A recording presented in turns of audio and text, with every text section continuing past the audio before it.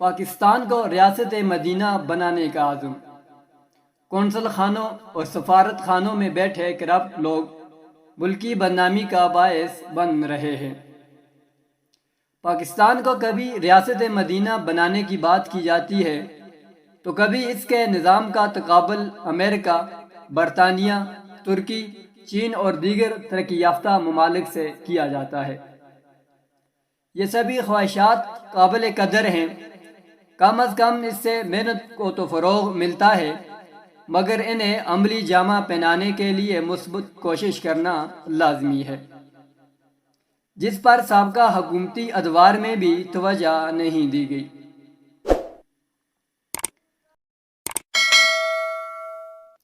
عالمی رپورٹس کے مطابق اس وقت پاکستانی پاسپورٹ دنیا میں 108 نمبر پر ہے، مگر اب بھی یہ تنزلی میں اضافے کی طرف گامزن ہے۔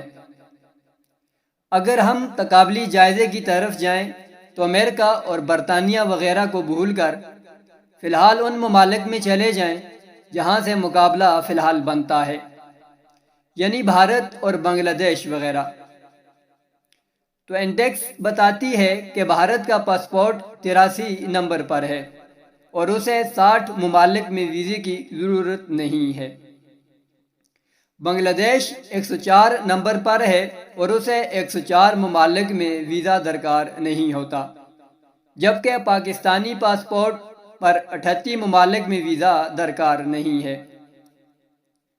اس تنزلی کی وجوہات کا جائزہ لیں تو اس بے تغیری میں 90% ہاتھ تارکین وطن کا اپنا ہے، باقی 10% آپ ملک کے کرپٹ نظام اور حکومتی رٹ پر ڈال سکتے ہیں۔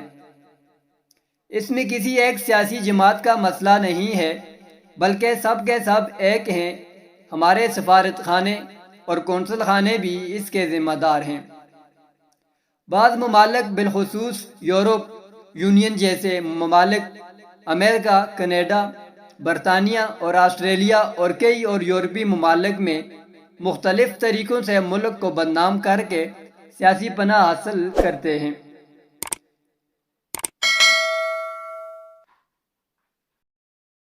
افغانیوں نے افغان مہاجر کا روپ دھارا، کسی نے قبائلی علاقے میں ظلم کی داستانیں سنائی، کسی نے فوج کو بدنام کر کے یہ الزامات عائد کیے کہ ہمارے رشتہ دار ایجنسیوں نے غائب کیے۔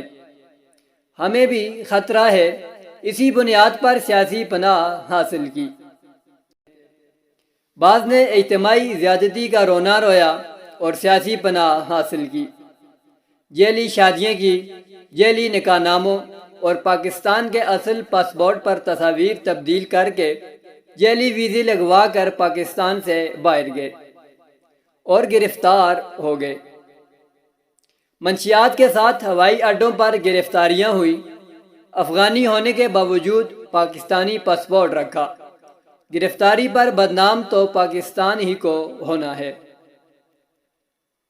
قومی ایئر لائنز کا سٹاف بھی بیشتر موقع پر غیر ممالک میں غائب ہو جاتا ہے، تعلیم کے نام پر ملک سے جا کر وہیں کے ہو گئے۔